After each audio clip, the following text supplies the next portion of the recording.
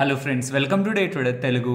Good evening. Sensex 873 points down 81,186 దగ్గర close అయితే Nifty 261 points down 24,684 దగ్గర క్లోజ్ అయింది. whereas bank Nifty 543 points down 54,877 దగ్గర క్లోజ్ అయింది. ఇవాల్టి మార్కెట్ యొక్క ప్రైస్ యాక్షన్ రీసెంట్ టైమ్స్ లో కాన్స్టెంట్ గా వన్ డైరెక్షనల్ గా పైకి పెరిగిన తర్వాత నిన్న పాజ్ మనకి మార్కెట్ లో కనిపించింది. ఇవాళ కొంత ప్రాఫిట్ బుకింగ్ రీసెంట్ టైమ్స్ లో వస్తున్న మూకి ఒక ప్రాఫిట్ బుకింగ్ మార్కెట్ లో అరైజ్ అవుతుంది. సడన్ గా ప్రాఫిట్ బుకింగ్ ఏంటి ఫ్రెండ్స్? సడన్ గాని కాదు, నిన్నటి వీడియోలో యుఎస్ చైనా రిలేటెడ్ గా మనకి అంతా ఎండ్ అవ్వలేదు, ఇంకా స్టిల్ మనకి అన్సర్టెనిటీ ఉందనేలా నిన్నటి వీడియోలో మెన్షన్ చేశాను కదా. అది మాట్లాడుకుంటున్న కొంత టైం కే చైనీస్ గవర్నమెంట్ వాళ్ళు యుఎస్ రిలేటెడ్ గా ఒక గట్టి వార్తనే అప్డేట్ చేశారు. చైనీస్ కి సంబంధించిన అఫీషియల్ గా జెనీవాలో మనం మాట్లాడుకున్న దాన్ని మీరు రెస్పెక్ట్ చేయకపోతే దానికి అలానే మేము కూడా ప్రతిఘటించాల్సి ఉంటుంది, మేము దానికి కూడా అలానే రెస్పాండ్ అవ్వాల్సి ఉంటుంది అనేలా చైనా వాళ్ళు యుఎస్ ని ఉద్దేశించి చెప్తున్నారు. ఇక్కడ నుంచి కొంత టైం బ్యాక్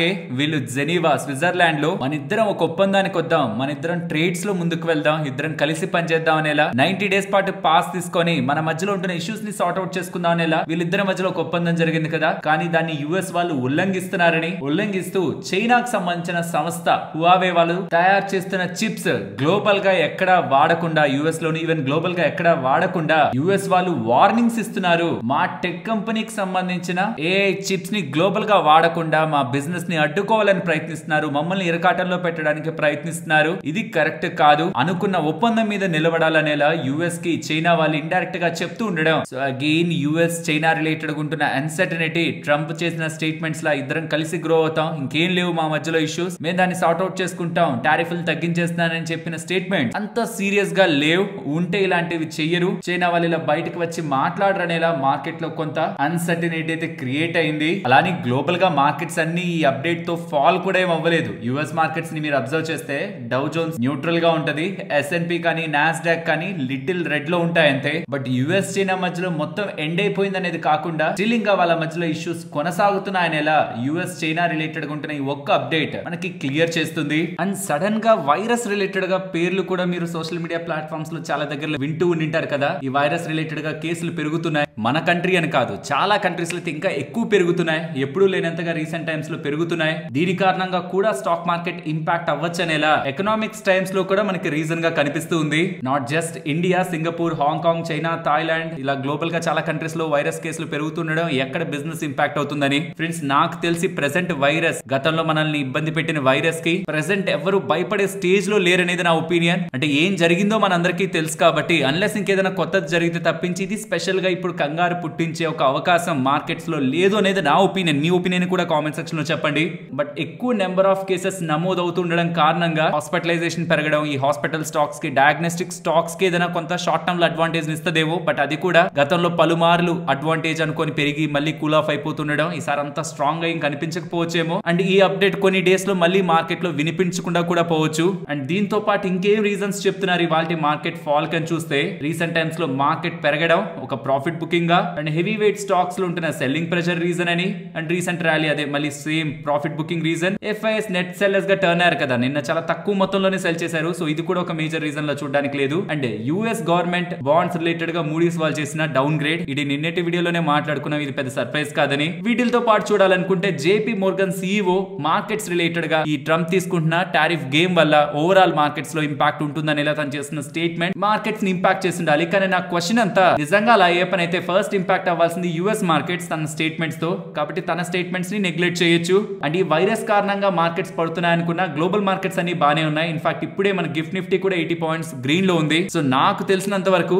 నేను ఇది ఒక మైల్డ్ ప్రాఫిట్ బుకింగ్ లా చూస్తున్నాను. మరి చూద్దాం కమింగ్ టైమ్స్ లో ఏ రీజన్స్ తో మార్కెట్ ఏ డైరెక్షన్ తీసుకుంటుందని. ఇవాళ ఎఫ్ఐడిఐ డేటా ఇంట్రెస్టింగ్ గా ఉంటుంది, కామెంట్ సెక్షన్ లో పెడతాను, అబ్జర్వ్ చేయండి. ఇదిలా ఉంటే ఇక్కడ నుంచి కొంత టైం బ్యాక్ నేను మీతో యుఎస్ ఇరాన్ రిలేటెడ్ గా న్యూక్లియర్ ఒప్పందం ఆల్మోస్ట్ ఓవర్ అవుతుందనేలా ట్రంప్ ఇండైరెక్ట్ సిగ్నల్స్ చేస్తున్నారని, దాని కారణంగా క్రూడ్ ఆయిల్ ఆ టైంలో పడిందని చెప్పాను. బట్ ఇప్పుడు ఇరాన్ కి సంబంధించిన లీడర్ మాత్రం, వాళ్ళకి సంబంధించిన సుప్రీం లీడర్ చేసిన స్టేట్మెంట్స్ ఏంటంటే, మాకు యుఎస్ మధ్యలో ఉంటున్న ఏ ఒక్క డిస్కషన్స్ కూడా ఒక అవుట్కమ్ కు వచ్చేలా లేవు, న్యూక్లియర్ టాక్స్ అనుకున్నట్లు జరిగేలా లేవు అనేలా అప్డేట్స్ కనిపిస్తున్నాయి. వాళ్ళ మీద వేసిన శాంక్షన్స్ ని కంప్లీట్ గా జీరో చేస్తేనే వాళ్ళు న్యూక్లియర్ ఆస్పిరేషన్స్ ని వదులుకుంటా అన్నారు. యుఎస్ వాళ్ళు అలా చేస్తున్నారా లేదా, ఒకవేళ చేయకపోతుంటే మాత్రం ఇది ముందుకు వెళ్లేలా కనిపించట్లేదని వీళ్ళు చెప్తుండడం కూడా క్రూడ్ ఆయిల్ ని కొంత స్ట్రెంగ్ అయితే చేసింది, మళ్ళీ $65 per barrel మార్క్ అయితే తీసుకొచ్చింది. మూడో అంశం రష్యా యుక్రెయిన్ రిలేటెడ్ గా ఉంటున్న క్రైసిస్ మొత్తం ఎండ్ అయిపోబోతుంది. టుర్కీ ఇస్తాంబుల్ లో వీళ్ళిద్దరూ కూడా కలిసి ఒక ఒప్పందానికి వచ్చేయబోతున్నారని ఇలా మార్కెట్ లో ఫుల్ బజ్ నడిచిందా,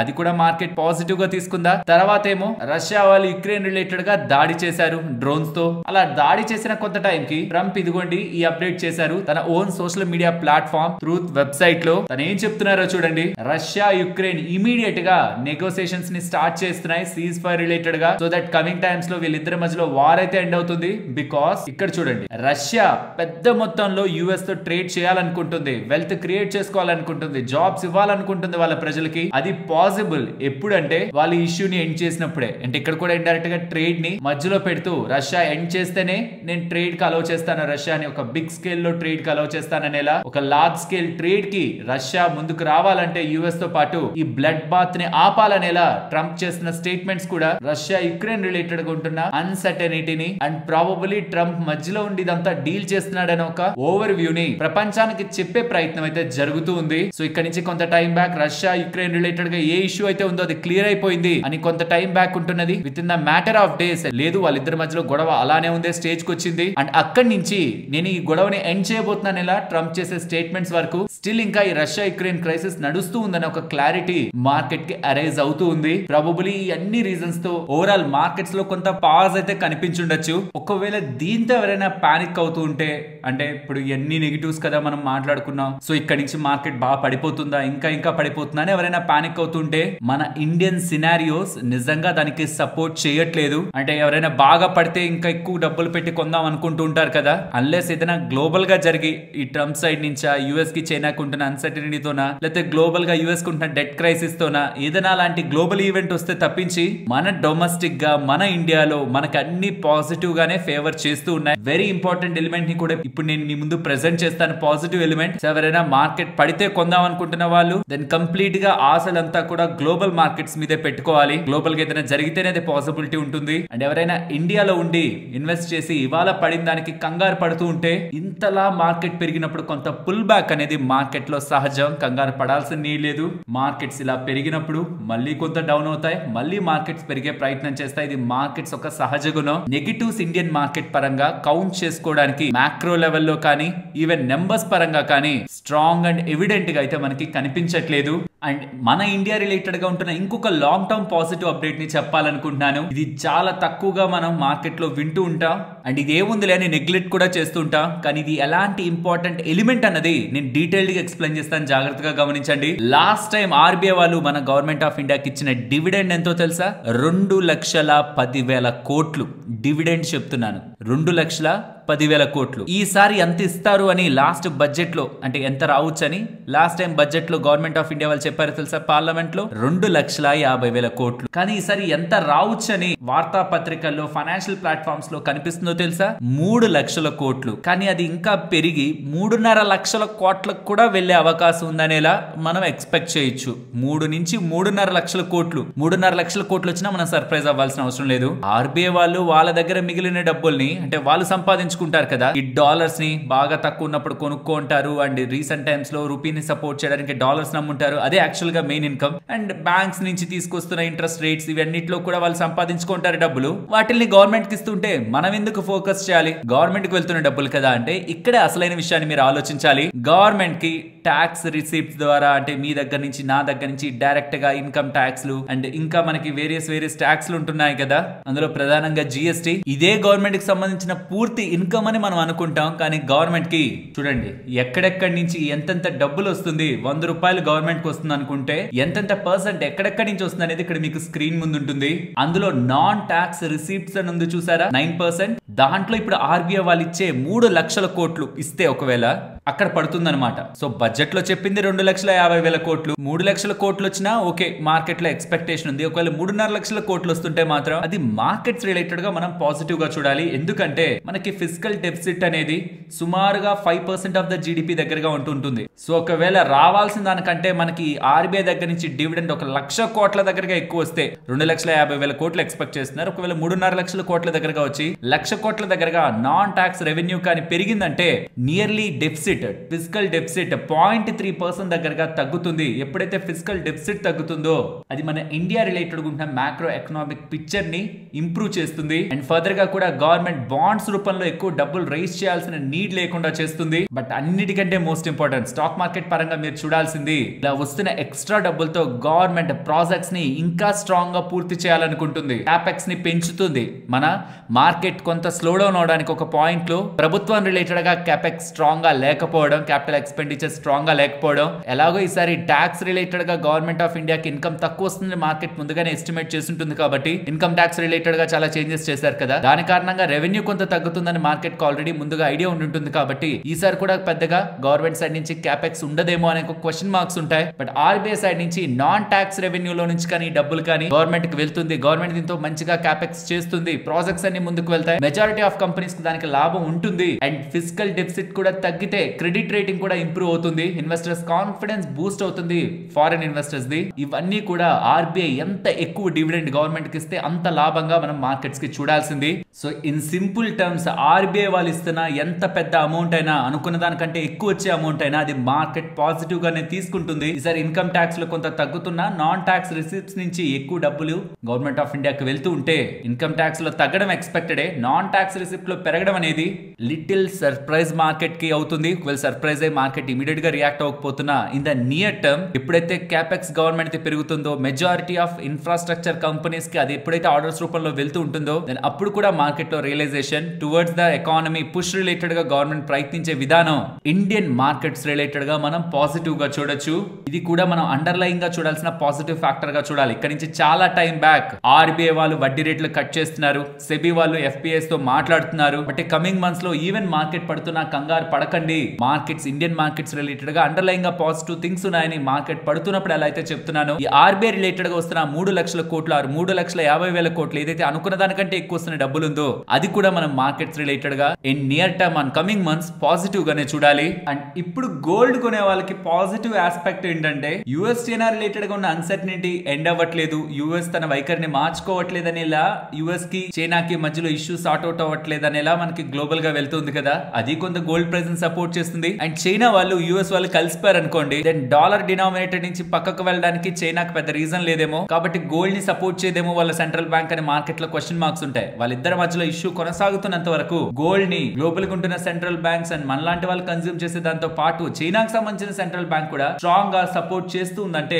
గోల్డ్ ప్రైస్ లో కూడా మనకి స్టెబిలిటీ అరైజ్ అవుతుంది. సో యుఎస్ కి చైనాకి మధ్యలో ఎంత టెన్షన్స్ పెరుగుతున్నాయని అప్డేట్స్ మీరు చూస్తూ ఉంటే అది గోల్డ్ ప్రైస్ కి అంత మంచిదన్న విషయాన్ని మనం గుర్తుంచుకోవాలి. అండ్ మెటల్ స్టాక్స్ ఇవాళ పడుండొచ్చు, బట్ చాలా ఇంట్రెస్టింగ్ అప్డేట్ చైనాకి సంబంధించిన పీబీఓసీ దగ్గర నుంచి వస్తుంది. For the first time in last 7 months వాళ్ళకి సంబంధించిన ప్రైమ్ లెండింగ్ రేట్స్ అయితే కట్ చేస్తున్నారు. 1 year and 5 years కి సంబంధించింది, which is good for metals. And FIs నిన్న సెల్ చేసినట్లు కనిపిస్తుంది, బట్ అది ఒక బిగ్ నెంబర్ అయితే కాదు. ఈవెన్ డిఐఎస్ కూడా నిన్న సెల్ సైడ్ ఉన్నారు, అది కూడా బిగ్ నెంబర్ కాదు. ఓవరాల్ మార్కెట్ మనకు కొంత వీక్ అవుతున్నట్టు కనిపిస్తున్నా అది ఓవరాల్ మార్కెట్ ఒక ట్రెండ్ లో ఉంటున్న వీక్నెస్ లానే మనం చూడాలి. స్ట్రైట్ గా ఎక్కడ కూడా మార్కెట్స్ ఇలా పడతాయి మళ్ళీ పెరుగుతాయి, పడతాయి మళ్ళీ పెరుగుతాయి. ఈ స్ట్రక్చర్ లోనే ప్రెసెంట్ ఇండియన్ ఈక్విటీ మార్కెట్స్ ఉన్నాయి. అన్లెస్ గ్లోబల్ గా ఏదైనా సడన్ గా జరిగి, అది మనకి తెలియదు కదా, సడన్ గా ఏదైనా వర్స్ థింగ్ జరిగితే తప్పించి ఇండివిజువల్ గా ఇండియన్ ఈక్విటీ మార్కెట్స్ రిలేటెడ్ గా మేజర్ పానిక్ అవ్వడానికి రీజన్ లేదు. ఫ్రెండ్స్, ఇలా మార్కెట్ లో ఉంటున్న each and every data point analysis చేస్తూ కంటెంట్ మీ ముందుకు ఇలా తీసుకురావడానికి మేము పెడుతున్న ఎఫర్ట్స్ మీకు వాల్యుబుల్ అని అనిపిస్తూ ఉంటే తప్పకుండా వీడియోని లైక్ చేస్తూ పెడుతున్న ఎఫర్ట్స్ ని ఎంకరేజ్ చేయండి. ఫ్రెండ్స్, మార్కెట్ లో ఉన్న అప్డేట్స్ మాట్లాడుకునే ముందు ఏప్రిల్ నెలలో ఆల్రెడీ వాళ్ళ దగ్గర ఉంటున్న స్టాక్స్ లో ఏ స్టాక్స్ ని మళ్ళీ కొంత యాడ్ చేసుకున్నారు, అంటే పడుతున్నా అలా కొంత పెరుగుతున్నా ఏ స్టాక్స్ ని మళ్ళీ కొనుక్కున్నారు, ఉంటున్న స్టాక్స్ లో ఏ స్టాక్స్ ని కొంత మేరకు వాటాని తగ్గించుకున్నారు, ఏ స్టాక్స్ ని కొంత సెల్ చేశారు, ఏ స్టాక్స్ లోంచి కంప్లీట్ గా ఎగ్జిట్ అయ్యారు, అండ్ ఏ స్టాక్స్ ని ఇప్పటి వరకు పోర్ట్ఫోలియోలో లేని స్టాక్స్ ని ఏవేవి కొత్తగా కొన్నారన్న డేటా ఇక్కడ మీకు స్క్రీన్ మీద ఉంటుంది. అన్నది కూడా ఏ మ్యూచువల్ ఫండ్స్, ఎస్బీఐ కానీ, ఐసిఐసిఐ కానీ, HDFC, Nippon, Kotak, UTI, axis, Aditya Birla, Mirai, DSP, mutual funds అన్ని కూడా ఏ స్టాక్స్ ని ఎలా చూసా ఏప్రిల్ మంత్ లో అన్న డేటా ఇక్కడ మీకు స్క్రీన్ మీద ఉంటుంది. ఈ రెడ్ మార్క్స్ ని రిమూవ్ చేస్తున్నాను. వీలైతే ఇది ఒక స్క్రీన్ షాట్ తీసుకోండి. ఇమేజ్ కొంత క్లారిటీగా మీకు రావట్లేదు అనుకుంటే ఇది నేను మీకు మన వాట్సాప్ వాట్సాప్ ఛానల్లో కూడా పెడతాను. జస్ట్ మీరు డే ట్రేడర్ అని టైప్ చేస్తుంటేనే 1,70,000 మంది మన వాళ్ళు ఉంటున్న గ్రూప్ ఉంటుంది. చాలా ఫేక్ గ్రూప్స్ కూడా ఉంటాయి కాబట్టి లింక్ డిస్క్రిప్షన్ కామెంట్ సెక్షన్ లో ఇస్తున్నాను. ఒక చిన్న గమనిక,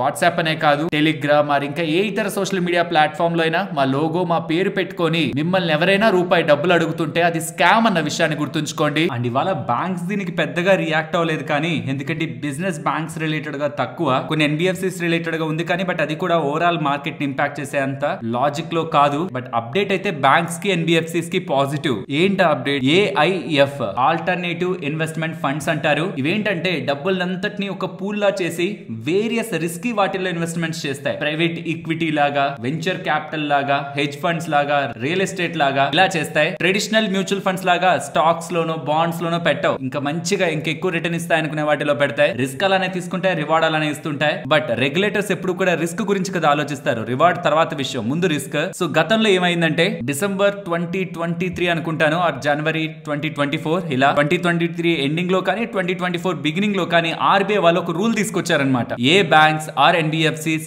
ఏఎఫ్ లో పెట్టుబడులు పెట్టద్దు అని. సో పెట్టుబడులు పెట్టద్దు అంటే రిస్క్ తీసుకోకండి అని చెప్తున్నారనమాట. అది ఒక టైంలో బిగ్ షాక్ నే గురి చేసింది. ప్రైవేట్ ఈక్విటీ లాగా, వెంచర్ క్యాపిటల్ లాగా వేరియస్ థీమ్స్ ని సపోర్ట్ చేస్తున్న బ్యాంక్స్ అండ్ ఎన్బిఎఫ్సిస్ ఇప్పుడు వెనక్కి వెళ్తుంటాయి. కాబట్టి గవర్నమెంట్ కూడా దీంట్లో ఇన్వాల్వ్ అయ్యి మార్చి 2024 లో మళ్ళీ శక్తికాంత్ దాస్ గారు ఉంటున్నప్పుడే మళ్ళీ ఇంకొక రూల్ వచ్చింది. మీరు పెట్టండి ఏఎఫ్ లో, ఆల్టర్నేటివ్ ఇన్వెస్ట్మెంట్ ఫండ్స్ లో, బట్ పెడుతున్న ప్రతి రూపాయికి ప్రావిజనింగ్ చేసేయండి. మీరు ఒక ₹1,00,00,000 పెట్టాలనుకుంటున్నారు ఏఎఫ్ లో ఇన్వెస్ట్మెంట్, ₹1,00,00,000 పక్కన పెట్టుకోండి, ప్రావిజనింగ్ చేయండి. ఎందుకంటే అది పెట్టింది రిస్క్ కదా, అది పోతే ఒకవేళ ఇక్కడ మీకు డబ్బులు ప్రావిజన్ లో ఉంటుందని. బట్ అది కూడా బ్యాంక్స్ ఇష్యూలనే ఫేస్ చేశాయి. ఎందుకంటే ప్రావిజనింగ్ 100% అంటే ఏ బ్యాంక్ కూడా ఇన్వెస్ట్మెంట్ చేయడానికి ముందుకు వెళ్ళదు. కానీ ఇప్పుడు ఏం చెప్తున్నారు, ఏ బ్యాంక్స్ అయినా ఎన్బిఎఫ్సిలైనా ఆల్టర్నేటివ్ ఇన్వెస్ట్మెంట్ ఫండ్స్ లో ఇన్వెస్ట్మెంట్స్ చేసుకోండి, 10% దగ్గర వరకు చేసుకోండి. ఈవెన్ ఆ 10% లో మీరు చేస్తున్న దాంట్లో 5%కి ప్రావిజనింగ్ కూడా మాకొద్దు, 5%కే ప్రావిజనింగ్ చెయ్యండి అంటే మాత్రం ఒక బిగ్ రిలీఫ్ అనుకోవాలి. ఇది చాలా స్టార్ట్అప్స్ కి బ్యాంక్స్ అండ్ ఎన్బిఎఫ్సి సైడ్ నుంచి బూస్ట్ అయితే ఇస్తుంది. And banks and NBFCs already దీని రిలేటెడ్ గా ప్రావిజనింగ్ చేస్తున్న ఆ డబ్బులు మళ్ళీ సిస్టమ్ లోకి వెళ్తుంది. కాబట్టి ఓవరాల్ ఈ అప్డేట్ ఈక్విటీస్ పరంగా మంచిగానే చూడాలి. నెక్స్ట్ ఆస్ట్రా మైక్రోవేవ్ గురించి మాట్లాడుకోవాలి. ఆస్ట్రా మైక్రోవేవ్ వాళ్ళు వారెంట్స్ ద్వారా ఫండ్స్ ని రేజ్ చేసినట్లు, కరెంట్ మార్కెట్ ప్రైస్ 1080 కదా, కానీ వీళ్ళు పర్ షేర్ 864 లెక్కన పెద్ద పెద్ద ఇన్వెస్టర్స్ కి, ప్రమోటర్స్ కి వారెంట్స్ ని అవి కన్వర్ట్ అవుతాయి నెక్స్ట్ షేర్స్ గా, అలా ఇష్యూ చేసి డబ్బులు రేజ్ చేసినట్లు కనిపిస్తుంది. ఇందులో ప్రమోటర్స్ పేర్లు అండ్ రాధాకిషన్ దమాని గారు, ఈ డిమార్ట్ అధినేత ఉన్నారు కదా, వాళ్ళకి సంబంధించిన రిలేటివ్ అయిన గోపి కిషన్ దమాని గారి పేరు, సోమాని ఫ్యామిలీ, రత్నావళి ఫ్యామిలీ ఇలాంటి ప్రముఖ ఇన్వెస్టర్స్ యొక్క పేర్లు కూడా ఈ లిస్ట్ లో మనకి కనిపిస్తుంది. ఓవరాల్ ఈ యాక్టివిటీని మార్కెట్ ప్రాస్పెక్ట్ లో మనం మంచిగానే చూడొచ్చు. నెక్స్ట్ పెట్రోల్ అండ్ డీజిల్ రేట్లు కమింగ్ టైమ్స్ లో ₹2 పర్ లీటర్ దగ్గరగా కూడా తగ్గే అవకాశం ఉందని, because OMCs oil marketing companies petrol and diesel పైన అధిక మొత్తంలో పర్ లీటర్ లాభాన్ని పొందుతున్నాయి, ఇంకా అది పెరిగే అవకాశమే ఉందని. కాబట్టి ఈసారి పెట్రోల్ అండ్ డీజిల్ రేట్లని గవర్నమెంట్ ఆఫ్ ఇండియా తగ్గించే ఆలోచనలో ఉందనేలా మనకి ఈటీ నవ్వాల్ ఎకనామిక్స్ టైమ్స్ వాళ్ళైతే అప్డేట్ చేస్తున్నారు. ఇలా చాలా సార్లు ఎక్స్పెక్టేషన్స్ ఉంటాయి, బట్ రియాలిటీలో ఎక్కడ తగ్గిస్తారని చూడాలి. నెక్స్ట్ ఐడియా ఫోర్జ్ గురించి మాట్లాడుకోవాలి. వీళ్ళ రేటింగ్ ని క్రిసిల్ వాళ్ళు డౌన్ గ్రేడ్ అయితే చేస్తున్నారు. గతంలో వీళ్ళకి BBB+ రేటింగ్ ఉండేది, దాన్ని ఇప్పుడు BBB కి డౌన్ గ్రేడ్ చేస్తున్నారు. రేటింగ్ అయితే డౌన్ గ్రేడ్ చేశారు, బట్ అవుట్లుక్ ని మాత్రం నెగటివ్ నుంచి స్టేబుల్ కి ఇంప్రూవ్ చేయడం జరిగింది. Delayed order conversions, operating losses and dependence on government contracts ఇలా వీళ్ళ రేటింగ్ ని డౌన్ గ్రేడ్ చేయడానికి ప్రధానమైన కారణం అని అప్డేట్స్ కనిపిస్తున్నాయి. వీళ్ళు నెగటివ్ నుంచి స్టేబుల్ కి ఎందుకు మరి అవుట్లుక్ ని ఇంప్రూవ్ చేశారు అంటే ఇన్ని నెగటివ్స్ చెప్తూ ఇప్పటివరకు అవి జరిగాయి, ఇక్కడి నుంచి ఫర్దర్ గా అలా జరగకపోవడానికి ఛాన్స్ ఉంది, స్టేబుల్ ఉండే అవకాశం ఉంది. డిటోరేట్ అయింది బట్ ఫర్దర్ గా డిటోరేట్ అవ్వదు, ఇక్కడ నుంచి స్టేబుల్ ఉండే అవకాశం ఉందనేలా స్టేట్మెంట్స్ అయితే కనిపిస్తూ ఉన్నాయి. నెక్స్ట్ జొమాటో గురించి మాట్లాడుకోవాలి. జొమాటో రిలేటెడ్ గా నిన్న బోర్డ్ మీటింగ్ అయితే కంక్లూడ్ అయింది అండ్ వాళ్ళ ఇన్వెస్ట్మెంట్ ఫారెన్ ఓవర్సీస్ రిలేటెడ్ గా వస్తున్న ఇన్వెస్ట్మెంట్ ని 49.5% కి క్యాప్ చేశారు. అంతకుమించి ఫారెన్ లో ఉంటున్న ఎవరు కూడా ఇందులో ఇన్వెస్ట్మెంట్ చేయలేరు. ఇది యాక్చువల్లీ మంచిదే, అంటే టెంపరీగా మనకి స్టాక్ ప్రైస్ లో ప్రెషర్ కనిపించినా ఇది మంచిదే. ఎందుకంటే ఫారెన్ వాళ్ళు పెద్ద మొత్తంలో దీంట్లో డబ్బులు పెట్టారనుకోండి, ఇది ఫారెన్ కంట్రోల్డ్ ఎంటిటీగా మన ఇండియన్ గవర్నమెంట్ భావిస్తే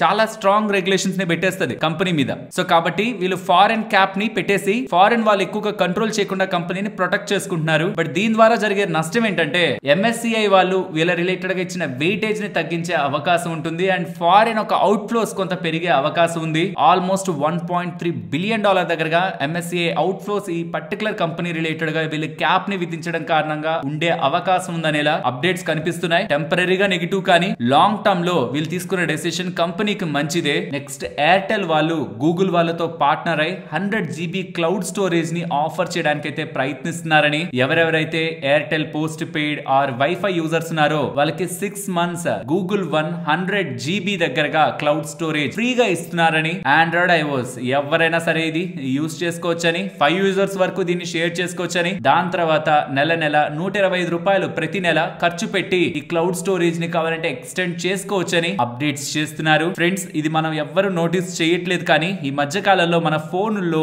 ఒకప్పుడు ఉన్నంతలా మెమరీ అనేది మనకి అవైలబిలిటీలో ఉండట్లేదు. ఒకప్పుడు మనకి 8 GB ఉంటున్నా చాలా ఎక్కువగానే ఉండేదిలే మనకి స్టోరేజ్ అనుకునే వాళ్ళం, కానీ ఇప్పుడు 64 GB సరిపోవట్లేదు, 128 GB సరిపోవట్లేదు చాలా మందికి. అంటే అందరికీ కాదు, పర్టికులర్ గా వర్క్ లో ఎక్కువ ఉంటున్న వాళ్ళకి ఫైల్స్ అన్ని ట్రాన్స్ఫర్ చేసుకుంటూ వాట్సాప్ అది పెద్దగా అయిపోతుంది. సో క్లౌడ్ స్టోరేజ్ రిలేటెడ్ గా బిజినెస్ లు కూడా కమింగ్ టైమ్స్ లో పెరిగే అవకాశం ఉంది. బట్ మీ ఒపీనియన్ తెలుసుకోవాలనుకుంటున్నాను. మీరు ఆల్రెడీ ఏదైనా క్లౌడ్ స్టోరేజ్ ని సబ్స్క్రైబ్ చేశారా? ఆల్రెడీ గూగుల్ వన్ కానీ, యాపిల్ రిలేటెడ్ గా కానీ, ఆర్ మైక్రోసాఫ్ట్ వాళ్ళకి సంబంధించిన బండిల్ ప్యాక్స్ కానీ ఏదైనా సబ్స్క్రైబ్ చేశారా? చేస్తే ఎంత జీబీది ఎంత పెట్టి మీరు సబ్స్క్రిప్షన్ తీసుకున్నారనేది వీలైతే కామెంట్ సెక్షన్ లో చెప్పండి. ఫ్రెండ్స్, ఇలా న్యూస్ అప్డేట్స్ ని అనాలిసిస్ చేస్తూ మీ ముందుకి కంటెంట్ తీసుకురావడానికి మేం పెడుతున్న ఎఫర్ట్స్ మీకు వాల్యుబుల్ గా అనిపిస్తూ ఉంటే మన వీడియోని తప్పకుండా లైక్ చేయండి. నెక్స్ట్ ఈ సిడిఎస్ఎల్ కాంపిటీటర్ ఎన్ఎస్డిఎల్ వాళ్ళు ఐపీఓ కి ఫైల్ చేసినట్టు డిఆర్హెచ్పి అయితే అప్డేట్ చేస్తున్నారు. సో ప్రాబబుల్లీ కమింగ్ టైమ్స్ లో ఇది ఐపీఓ వచ్చే అవకాశం ఉంది. ఆల్మోస్ట్ 5 కోట్ల షేర్లని కంప్లీట్ గా ఓఎఫ్ఎస్ఏ అంటే మొత్తం ఆఫర్ ఫర్ సేలే ఉన్న వాళ్ళు వాళ్ళ వాటా నమ్ముకుంటున్నారు. దాని ద్వారా 3000 కోట్ల దగ్గరగా డబ్బులు రేస్ చేయాలని ప్రయత్నిస్తున్నారు. ఇందులో మేజర్ షేర్ హోల్డర్ ఎన్ఎస్సి వాళ్ళు 24% వాటా ఉంది. నెక్స్ట్ ఐడిబిఐ వాళ్ళ దగ్గర 26% వాటా, HDFC, SBI, union bank and government of India వాళ్ళ దగ్గర కూడా వాటా ఉంది. అండ్ ఎవరైనా ఎన్ఎస్డిఎల్ కి సిడిఎస్ఎల్ కి కంపారిజన్ చూస్తూ ఉంటే అది మీకు స్క్రీన్ ముందు ఉంచుతున్నాను. మార్కెట్ క్యాప్ కానీ, మార్కెట్ షేర్ కానీ, కస్టడీ వాల్యూ కానీ, నెంబర్ ఆఫ్ డిమాట్ అకౌంట్స్ కానీ, నెంబర్ ఆఫ్ ఇష్యూర్స్ కానీ, price to earning, price to sales, ఈ మొత్తం డేటా మీకు స్క్రీన్ మీద ఉంటుంది. ఫ్రెండ్స్, ఒక ఇంపార్టెంట్ అప్డేట్ షామీ వాళ్ళ దగ్గర నుంచి అయితే కనిపిస్తుంది. షామీ వాళ్ళు సుమారుగా 50 బిలియన్ ఇవాన్ అంటే $6.9 బిలియన్ దగ్గరగా ఖర్చు పెట్టి ఓన్ మొబైల్ ప్రొసెసర్ రిలేటెడ్ గా వర్క్ చేస్తున్నారని. సో వాళ్ళ ఫస్ట్ షిప్ జింగ్ O1 తో వాళ్ళు మాస్ ప్రొడక్షన్ లోకి ఎంటర్ అయి upcoming Xiaomi 15S Pro Pad 7 Ultra లో ఇది యూజ్ చేస్తారనేలా అప్డేట్స్ కనిపిస్తున్నాయి. సో ఇది కానీ జరిగి నిజంగా వాళ్ళ ప్రొడక్షన్ రిలేటెడ్ గా వాళ్ళ సేల్స్ పరంగా ముందుకు వెళ్తున్నారు అనుకోండి, ఇండియాలో ఉంటున్న డిక్సాన్ వాళ్ళకి అది లాభం. ఎందుకంటే డిక్సాన్ అండ్ షామీ వాళ్ళు ఆల్రెడీ ఒప్పందంలో ఉన్నారు. డిక్సాన్ వాళ్ళు షామీ వాళ్ళకి సంబంధించిన one of the key manufacturing partner in India. Xiaomi వాళ్ళు ఎంతలా బాగా ఎదుగుతూ ఉంటే అది డిక్సాన్ వాళ్ళకి అంత మంచిది. నెక్స్ట్ ఆర్వీఎన్ఎల్ గురించి మాట్లాడుకోవాలి. వీళ్ళకి 178 crore 64 lakhs విలువ చేసే IRCON ప్రాజెక్ట్ లభించిందని, signalling, telecom, interlocking works new 10 railway stations లో చేయడానికి వీళ్ళకి ఆర్డర్ లభించినట్లు. నెక్స్ట్ 11 months లో ఇది కంప్లీట్ చేస్తారనేలా అప్డేట్స్ అయితే ఆర్వీఎన్ఎల్ వాళ్ళు చేస్తున్నారు. నెక్స్ట్ వైట్ ఓక్ ఇన్వెస్ట్మెంట్ మేనేజ్మెంట్ ఉందా, వాళ్ళని కూడా జాగిల్ వాళ్ళు వాళ్ళ క్లయింట్ గా 3 years పాటు యాడ్ చేసుకుంటున్నట్టు, ఇంకొక క్లయింట్ ని వీళ్ళు జాగిల్ వాళ్ళు వాళ్ళ ప్రొడక్ట్స్ అండర్ లోకి యాడ్ చేసుకున్నారనేలా అప్డేట్స్ అయితే చేశారు. నెక్స్ట్ న్యూస్ అండ్ సాఫ్ట్వేర్ వీళ్ళకి $1.63 million ఆర్డర్ సౌదీ అరేబియా దగ్గర నుంచి లభించిందని, software licensing, annual technical support ATS, end user license related గా లభించిన ఆర్డర్ అని, నెక్స్ట్ 1 year లో ఇది వీళ్ళు సౌదీ అరేబియాకి సంబంధించిన క్లయింట్ కి డెలివర్ చేస్తారనేలా అప్డేట్స్ చేశారు. నెక్స్ట్ HFCL గురించి మాట్లాడాలి. నిన్నటి వీడియోలో చెప్పాను కదా, 6G రిలేటెడ్ గా కొంత బజ్ నడుస్తుంది టెలికాం స్పేస్ లో ఉంటున్న స్టాక్స్ కి. ఇది కొంత కమింగ్ టైమ్స్ లో ఆర్డర్స్ ని పెంచే అవకాశం ఉందని. 6G ని పక్కన పెట్టండి, 5G రిలేటెడ్ గానే HFCL వాళ్ళకి 173 crore 72 lakhs విలువ చేసే ఎక్విప్మెంట్ ఆర్డర్ ఒక లీడింగ్ టెలికాం ప్రొవైడర్ దగ్గర నుంచి లభించిందని. ఇది సెప్టెంబర్ 2025 లోపు కంప్లీట్ చేస్తారని. 5G roll out across the India, urban and rural ఇండియాలో జరుగుతున్న కారణంగా వీళ్ళకి ఆర్డర్స్ వస్తున్నట్లు వీళ్ళైతే చెప్తున్నారు. నెక్స్ట్ శ్యామ్ మెటాలిక్స్ గురించి మాట్లాడుకోవాలి. వీళ్ళు వ్యాగన్స్ మ్యానుఫ్యాక్చరింగ్ లోకి ఎంటర్ అవుతున్నారని చెప్తున్నారు. మెటల్స్ రిలేటెడ్ గా బిజినెస్ చేసే కంపెనీ వ్యాగన్స్ తయారీలోకి వెళ్తున్నారు. వ్యాగన్స్ అంటే ఏంటి, ఇక్కడ మీకు స్క్రీన్ మీద కనిపిస్తున్నాయా, వీటిని వ్యాగన్స్ అంటారు. దీనికోసం వీళ్ళు కారక్పూర్ లో ఒక మ్యానుఫ్యాక్చరింగ్ ఫెసిలిటీని ఎస్టాబ్లిష్ చేయబోతున్నారని. 2 phases లో ఆ మ్యానుఫ్యాక్చరింగ్ ఫెసిలిటీ స్టార్ట్ అవుతుందని. స్టార్ట్ అయ్యాక 4800 వ్యాగన్స్ పర్ ఇయర్ మ్యానుఫ్యాక్చర్ చేస్తారని. ఆపరేషన్స్ మార్చ్ 2026 నుంచి స్టార్ట్ అవుతాయని. 5 years క్యాపెక్స్ రోడ్ మ్యాప్ దీని రిలేటెడ్ గా వీళ్ళు పెట్టుకుంటున్నట్లు శ్యామ్ మెటాలిక్స్ వాళ్ళు చెప్తూ ఉంటే, వారే ఎనర్జీస్ వాళ్ళు ట్రాన్స్ఫార్మర్స్ మ్యానుఫ్యాక్చరింగ్ లోకి ఎంటర్ అవుతున్నారన్నారు. వీళ్ళేంటి సోలార్ రిలేటెడ్ గా కదా బిజినెస్ చేస్తున్నారు, ట్రాన్స్ఫార్మర్స్ మ్యానుఫ్యాక్చరింగ్ లోకి ఎంటర్ అవుతున్నారంట. కొంతమంది ఇన్వెస్టర్స్ పాజిటివ్ గా మాట్లాడారు, ఎక్కడ ఆపర్చునిటీ ఉంటే అక్కడ అని. ఇంకొంతమంది మాత్రం ఏ బిజినెస్ లో అయితే మనం గ్రో అవ్వాలో ఫోకస్ చేయాలో దాని పక్కన పెట్టి అక్కడ గ్రోత్ ఏదైనా లేకనా వేరే బిజినెస్ లోకి ఎంటర్ అవ్వాలి, ఎందుకు నాన్ కోర్ బిజినెస్ లోకి ఎంటర్ అవుతున్నట్లని క్వశ్చన్ మార్క్స్ అయితే రేస్ చేస్తున్నారు. స్టాక్ ఇవాళ ఏం పెద్దగా రియాక్ట్ అవ్వలేదు, కానీ ఇన్ఫాక్ట్ పాజిటివ్ గానే రియాక్ట్ అయింది స్టార్ట్ లో. కాకపోతే కాకపోతే చూడాలి ఈ బిజినెస్ మంచి ఆపర్చునిటీ ఉంది అనుకొని వీళ్ళు ఎంటర్ అవుతున్నదా, ఆర్ ఆల్రెడీ ఎగ్జిస్టింగ్ ఉన్న బిజినెస్ రిలేటెడ్ గా గ్రోత్ వీళ్ళకి తక్కువ అనిపించి ట్రాన్స్ఫార్మర్ సెగ్మెంట్ లో మెయిన్ బిజినెస్ ని ఎవాల్వ్ చేసుకుందాం వీళ్ళు ఎంటర్ అవుతున్నదా అనేది కమింగ్ టైమ్స్ లో మేనేజ్మెంట్ ఒక క్లారిటీతో కాన్ఫరెన్స్ కాల్ లో మనకు అర్థం అవుతుంది. బట్ ఇక్కడ నేను మీకు ఒక చిన్న లాజిక్ ని కూడా చెప్పాలనుకుంటున్నాను. వీళ్ళు ఎనర్జీ ట్రాన్సిషన్ వాల్యూ చైన్ లో చాలా స్ట్రాంగ్ గా ఉంటారనమాట. అంటే వీళ్ళ అండర్ లో ఏ కంపెనీస్ ఉన్నాయో చూడండి, వారే ఎనర్జీస్ అండర్ లో వీళ్ళు జస్ట్ ఏదో సోలార్ రిలేటెడ్ గా ప్యానల్స్ ను సెల్స్ ను తయారు చేసే వాళ్ళే కాదు, మాడ్యూల్స్, అది కూడా India largest modules and solar cells కానీ ఎనర్జీ స్టోరేజ్ కానీ ఈపీసీ అండ్ ఓఎం రిలేటెడ్ గా కూడా వీళ్ళు సర్వీసెస్ ని ఇస్తూ ఉంటారు. అండ్ హైడ్రోజన్ రిలేటెడ్ గా, పవర్ ఇన్ఫ్రాస్ట్రక్చర్ రిలేటెడ్ గా, అండ్ ఇప్పుడు కొత్తగా ట్రాన్స్ఫార్మర్స్ రిలేటెడ్ గా కూడా ఎంటర్ అవుతున్నట్టు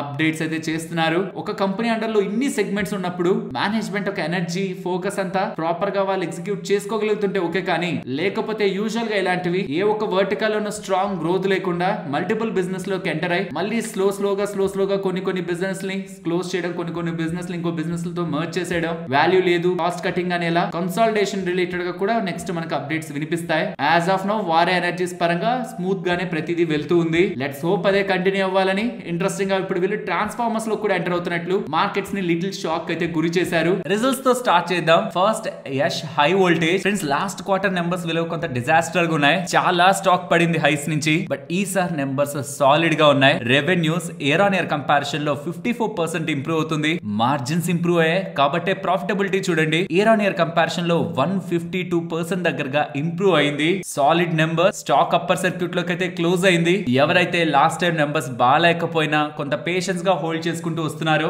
మంచి నెంబర్స్ అయితే రివార్డ్ ని ఇచ్చాయి. Next sequence scientific numbers solid గా ఏం లేవు, అంటే వెరీ స్ట్రాంగ్ గానే ఏం లేవు, అలానే వీక్ గా కూడా లేవు. మార్కెట్ ఎక్స్పెక్టేషన్స్ నియర్ గానే ఉన్నాయి. స్టాక్ అయితే పడింది వాళ్ళ, బట్ నెంబర్స్ అయితే టూ బ్యాడ్ గా ఏం లేవు. Revenues year on year comparison లో 11% దగ్గరగా పెరుగుతున్నాయి. మార్జిన్స్ ఇంప్రూవ్ అవడం కారణంగా strong profitability year on year లో మనకు కనిపిస్తుంది. ఓవరాల్ నెంబర్స్ మార్కెట్ ఎక్స్పెక్టేషన్స్ కి నియర్ గానే ఉన్నాయి, బట్ స్టాక్ అయితే పడింది వాళ్ళ. నెక్స్ట్ బిఎల్ వాళ్ళ నెంబర్స్ నిన్న మన మార్కెట్స్ క్లోజ్ అయ్యకొచ్చాయి. నెంబర్స్ వెరీ ఇంట్రెస్టింగ్ గా ఉన్నాయి. ఇక్కడ మీరు అబ్జర్వ్ చేశారంటే revenues year on year comparison లో 6.83% పెరిగాయి, బట్ మార్జిన్స్ ఎక్స్పాండ్ అవడం కారణంగా ప్రాఫిటబిలిటీ ఏకంగా 18% దగ్గరగా ఇంప్రూవ్ అయింది. ఈవెన్ గైడెన్స్ కూడా వీళ్ళు సాలిడ్ గా ఇస్తున్నారు. ఓవరాల్ బిఎల్ మార్కెట్ ఎక్స్పెక్టేషన్స్ కంటే బెటర్ గానే పోస్ట్ చేసింది. స్టాక్ పెద్దగా రియాక్ట్ అవ్వలేదు, బట్ నెంబర్స్ బాగున్నాయి. Next global spirits numbers. ఇక్కడ మీరు అబ్జర్వ్ చేయండి, రెవెన్యూస్ లో స్ట్రాంగ్ ఇంప్రూవ్మెంట్, మార్జిన్స్ ఎక్స్పాండ్ అవుతూ ఉండడం, ప్రాఫిటబిలిటీ కంప్లీట్లీ మార్కెట్ ఎక్స్పెక్టేషన్స్ కంటే అబోవ్ వచ్చింది. Overall numbers above market expectations ఉన్నాయి. స్టాక్ పెద్దగా రియాక్ట్ అవ్వలేదు, బట్ నెంబర్స్ బాగున్నాయి. అలాగే డివిడెండ్ ₹2.76 ప్రతి షేర్ కి వీళ్ళు ప్రకటించారు.